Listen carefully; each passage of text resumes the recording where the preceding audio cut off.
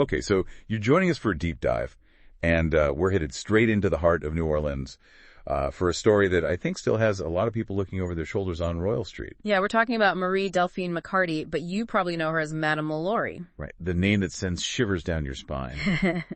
So what we're going to do today is kind of unpack this whole thing. What can we actually say we know about Madame LaLaurie?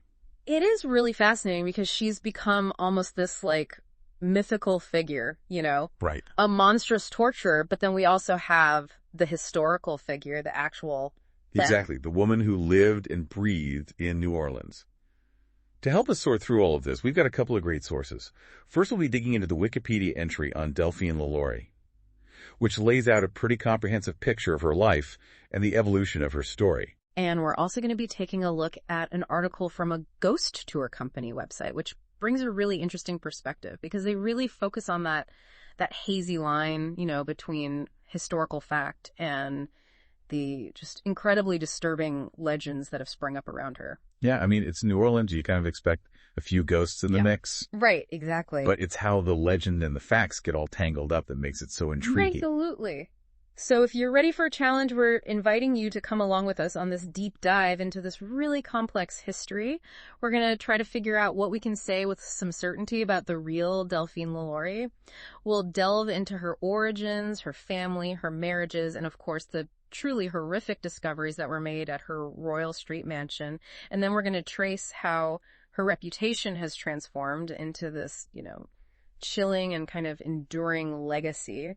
And we're going to try to do all of that without getting too lost in the more, sensationalized aspects of the story. Right, yeah, because those can be pretty distracting sometimes. Oh, absolutely. Okay, so let's start at the beginning. Marie Delphine Macarty was born in New Orleans. Well, actually, it was Spanish Louisiana back then in 1787, March 19th to be exact.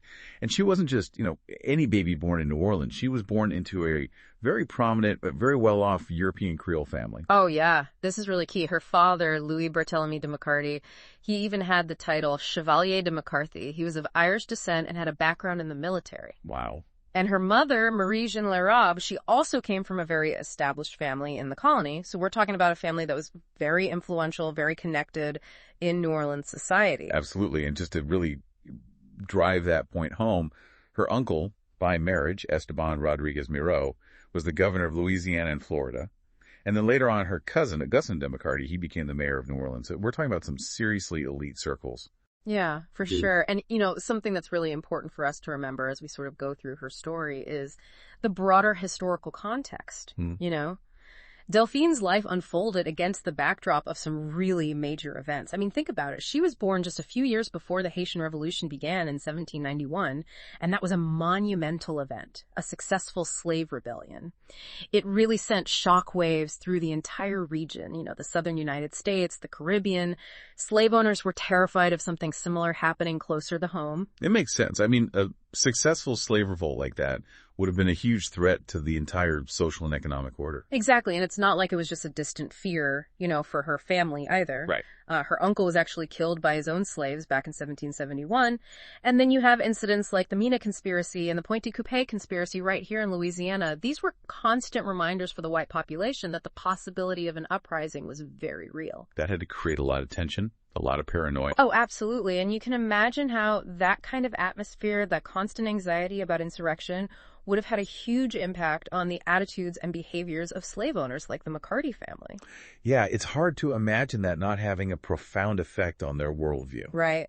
And we also need to remember that they owned a lot of land, including a big plantation. This wasn't just an abstract political issue for them. Their entire wealth, their way of life was completely intertwined with the system of slavery. It's a really important point to keep in mind as we go forward.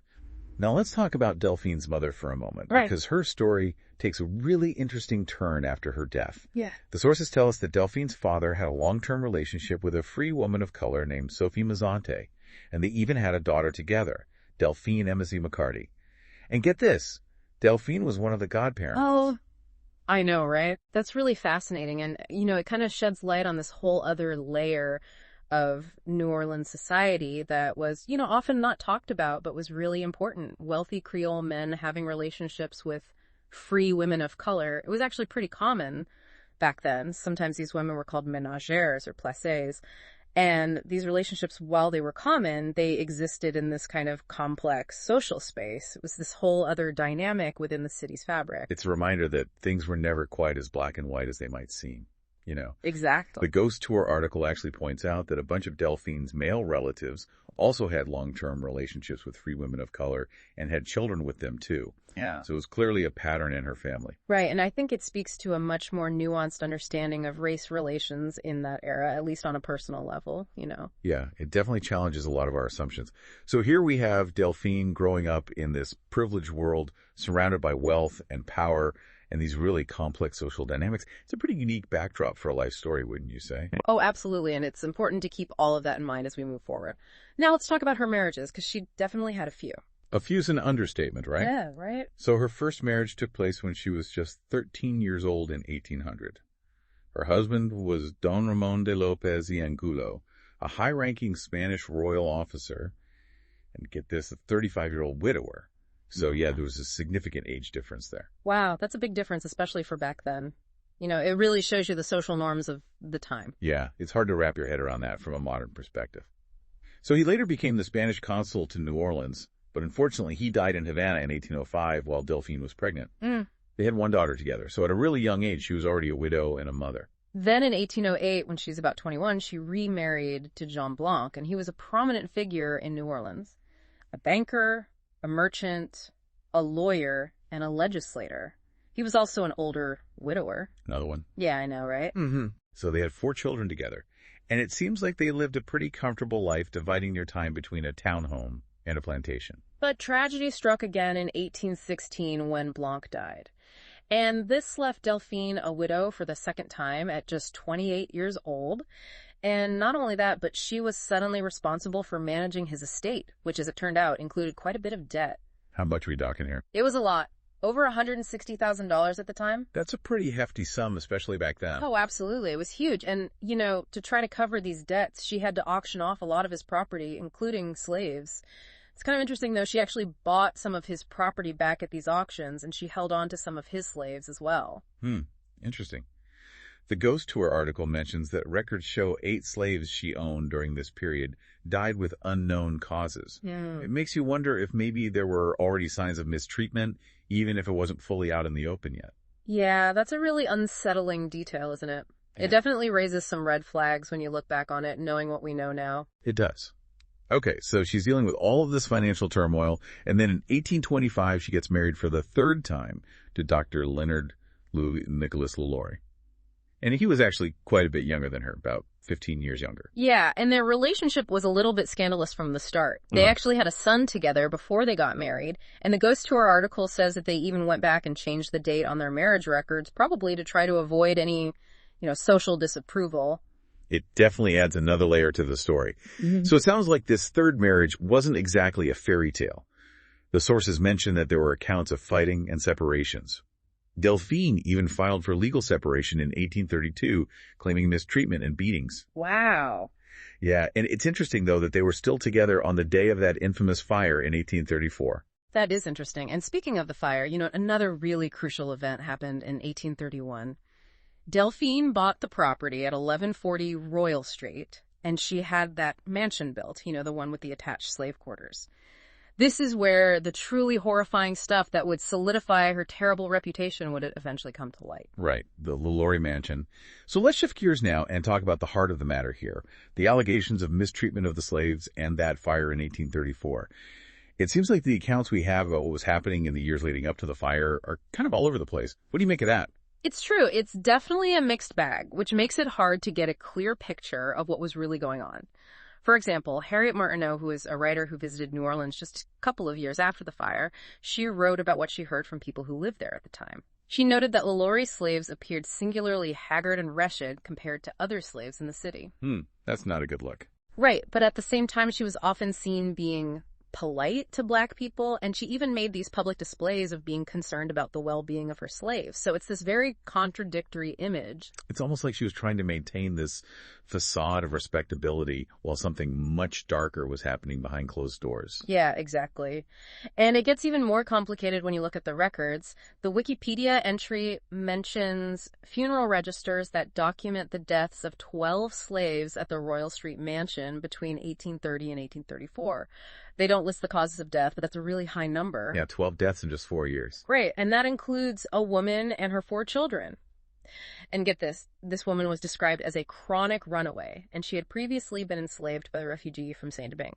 Now, that's a detail that really jumps out at me, given the historical context we were talking about earlier with the Haitian Revolution. Exactly. I mean, you can imagine how someone who had been enslaved by a refugee from Saint-Domingue would be viewed with suspicion, you know? Oh, yeah, absolutely. It was like they were afraid the revolutionary spirit would be contagious. Right. And to add another wrinkle to all of this, it's worth noting that court records actually show that LaLaurie freed 2 slaves, one in 1819 and another in 1832. Really? Yeah.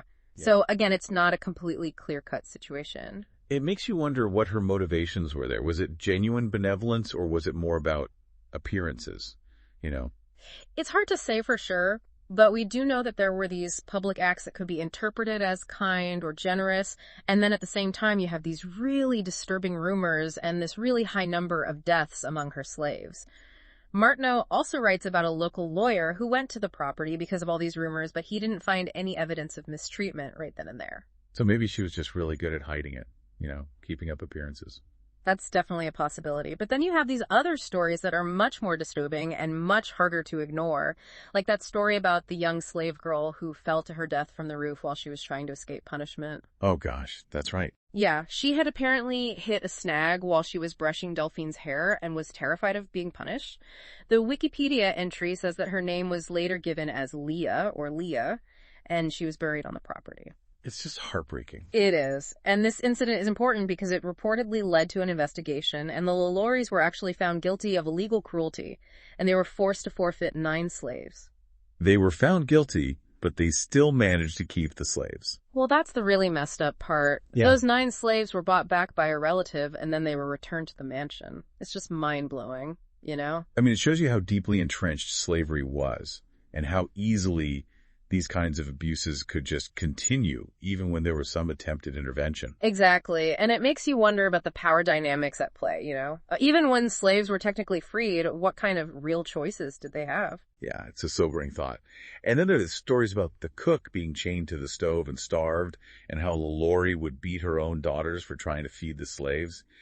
These are really chilling details. They really start to paint a picture of what was happening inside that house. They do. And then, of course, we have the fire on April 10th, 1834.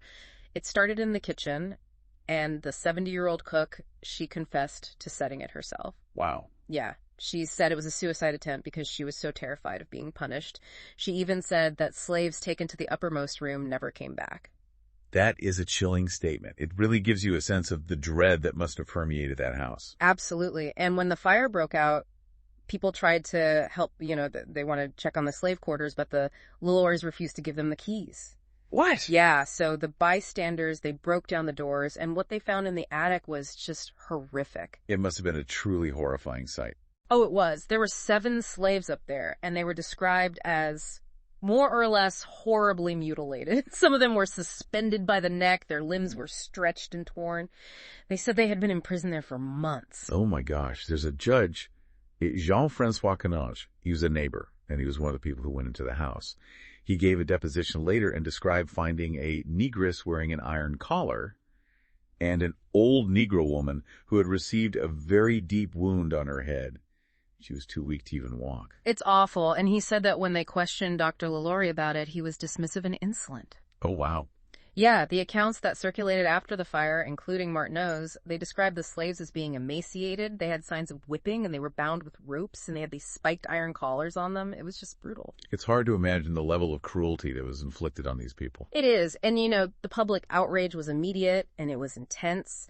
A mob descended on the Royal Street Mansion, and they ransacked it and destroyed it. I can only imagine the anger and the horror that the community must have felt. Yeah, and the slaves who survived the fire, they were taken to a local jail.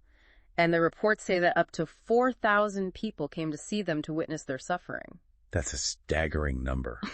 It's a stark reminder of the brutality of slavery and how it was often hidden from public view. But then something like this happens, and the truth can't be ignored any longer. Right, and there were even reports in the Pittsfield Sun at the time that 2 of the rescued slaves died, and that bodies were dug up from the yard and from a well on the property. They even found a child's body. It's just horrific. So in the aftermath of all of this, LaLaurie fled New Orleans. She went to Mobile, Alabama, and then eventually to Paris. By 1836, her mansion was abandoned and heavily damaged. What's interesting is that her son's letters from 1842 suggest that she actually considered going back to New Orleans, but her family talked her out of it. He even said that he didn't think she ever really understood why she had to leave in the first place. It's really strange, isn't it? It makes you wonder if she was truly oblivious to the gravity of what had happened, or if she just couldn't face the consequences. Yeah, you have to wonder if maybe she was living in a kind of bubble, shielded by her wealth and her social status. It's possible, and even before the fire, there were already whispers about her mistreatment of slaves, so clearly something wasn't right. So maybe some of it was getting out, but people were just afraid to speak up, or they didn't know how to stop it. That could be. And even her death is shrouded in some mystery. There's this story about her dying in a boar hunting accident in France in 1888, but that's completely unsubstantiated. Yeah, and then there's the copper plate in St. Louis Cemetery No. 1 that claims she died in Paris in 1842, but the date's a bit unclear. Right, but luckily the official French archives have cleared things up a bit. Okay, so what's the real story? They have a record of her death on December 7th, 1849 in Paris. She was 62 years old. She was initially buried in Paris, but later on her body was exhumed and sent back to New Orleans. Oh, wow. So she did eventually return to New Orleans, even if it wasn't the way she might have imagined. Yeah, it's kind of ironic, isn't it? It is. Now let's talk about the LaLaurie mansion itself, because it's become this iconic landmark in the French Quarter. It's known for being haunted, and it's a popular stop on ghost tours. But, it's really important to remember that the mansion that stands there today isn't the same one that Delphine LaLaurie lived in. The original mansion was destroyed in the fire. And what we see today is a reconstruction that was built after 1838. Right, that's a really key distinction. The Wikipedia entry goes into detail about what happened to the mansion after it was rebuilt. It had all sorts of different uses over the years. It was a public high school, a music conservatory, apartments for a while. It was even owned by Nicolas Cage at one point. Nicolas Cage? Yeah, I know, right? So it's definitely had a colorful history, let's put it that way. Oh, yeah, absolutely. Architecturally, it's described as being really impressive. With iron grillwork and a carved door and a marble vestibule and a beautiful mahogany staircase. It's a stunning building with a really dark past. It is, and that dark past has really fueled its place in folklore and popular culture. Yeah. There were folk histories about LaLaurie's cruelty that circulated all the way back in the 19th century. Writers like Henry Castellanos and George Washington Cable, they wrote about her, and their accounts were based on contemporary reports and Martineau's writing. Cable's account is especially interesting because he started to add his own interpretations and dialogue to the story. So he was kind of shaping the narrative beyond just the facts. Right, he was starting to embellish it a bit. And it's after 1945 that the accounts start to get really graphic, and often they're not based on any real sources. Right, like Jean Delavine's book from 1946. It really amps up the horror factor with all these claims of extreme torture, like gouged eyes and fingernails being pulled out and skin being flayed. Yeah, and then later on in the late 20th century, Kalila Katharina Smith, she adds even more gruesome details, like people being turned into human caterpillars or crabs. It's important to remember that these later, more sensationalized accounts, they don't really have any solid evidence to back them up. Right, they're not corroborated by those initial reports or the investigations that happened right after the fire. Yeah, but unfortunately, those are the versions that tend to stick in people's minds. They do, and sometimes they even claim that up to 100 slaves died under LaLaurie's care, which is just not supported by the historical record. Right, and of course, Hollywood has gotten in on the act, too.